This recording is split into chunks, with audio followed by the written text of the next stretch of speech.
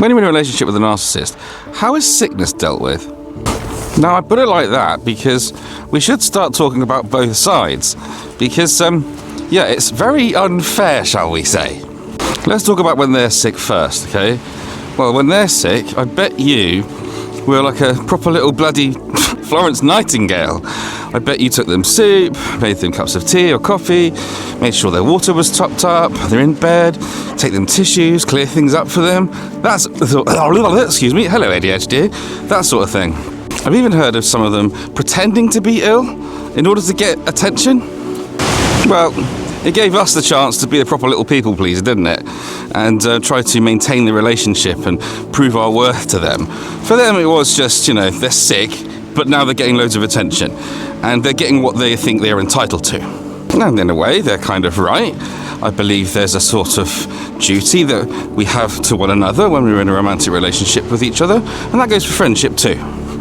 However, when it's round the other way, when we are sick, well, things are very different, aren't they?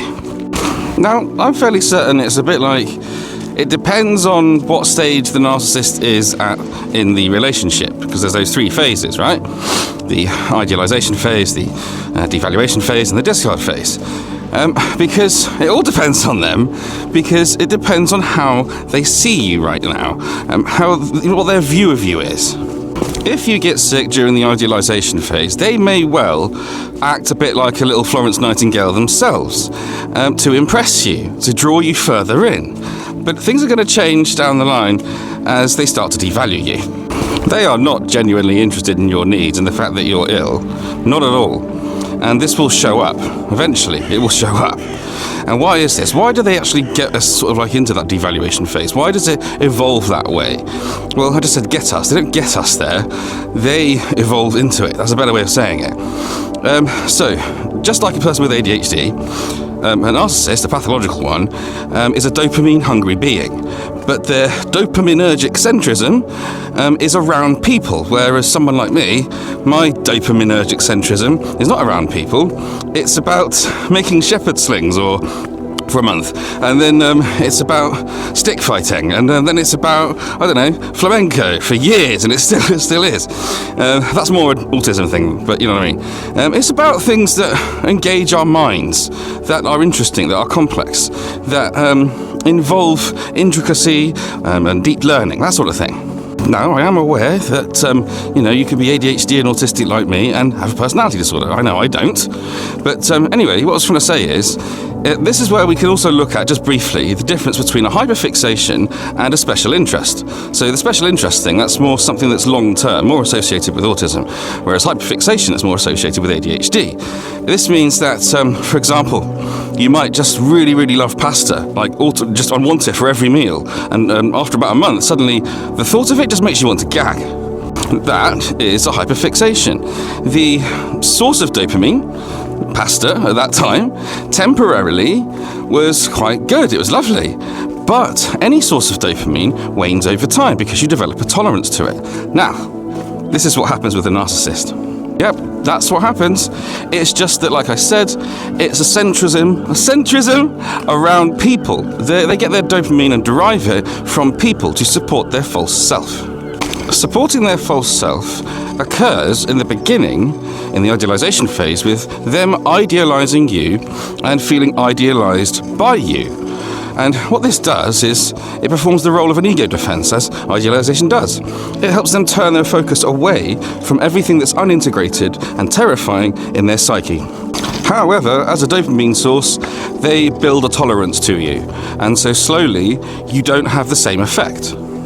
NPD can be described as a kind of safety-seeking disorder because they're trying to seek safety away from everything that's bad and unintegrated inside them, and they need external support for this. That's why they needed you. However, the effect is wearing off, they're building a tolerance to you, and so you're not as helpful in helping them regulate their sense of self anymore, and so they start to feel these horrible feelings, and immediately as a result they start to project onto you, and they see those coming from as though they're coming from you, their own feelings. I know it sounds nuts, but they see their own feelings as actually coming from you. So if they're feeling aggressive, they think that you're aggressive, and they might even say that. This is inherently why, at this stage, if you get sick, then things aren't going to be anything like they once were. There is a slow realization and coming away from this idealization that they have for you. It's never coming back fully, but they still expect attention and validation, like all the time, because they need it. When they actually want narcissistic supply from you, that's the attention and validation and idealization, and you're sick, well, that's a major inconvenience. They need you to be perfect, to be on top form, to be able to give them all the supply that keeps them functioning. Yes, you're supposed to be in top form, and not because of anything that they're doing, because they're not interested in your needs. They come first. This is an emergency, because if they don't get the supply they need, they could fall into a narcissistic collapse, and if that goes too far, that's psychosis. Now, as they make contact with these bad objects that are unintegrated, it depends what comes up. It's going to be probably fear or anger in some form. But whatever the case, they'll see that it's coming from you. They'll see it that way. They can't help it.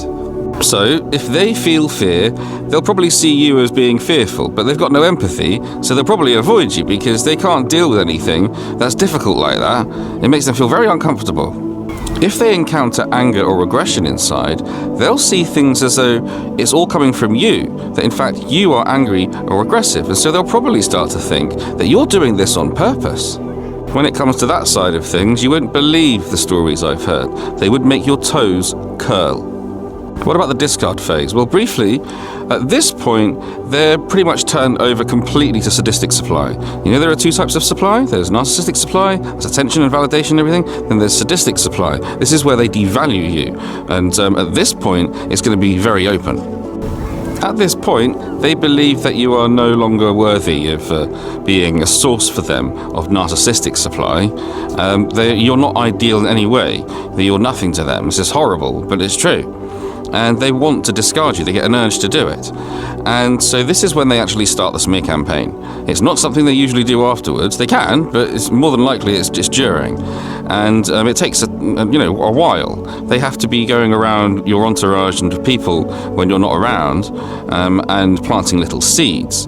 And one of them might be how you're sick all the time, or you're sick right now, and that you're trying your best, and they don't know what to do with you, and stuff like that. And of course, you don't know any of this. During the discard phase, if you get sick, you're probably going to be completely neglected, or they could get even more aggressive, because particularly when they feel they've finished enough of the smear campaign that you won't be believed, then the abuse can become more open. They drop the confabulation, they stop it, because they don't care how you see them.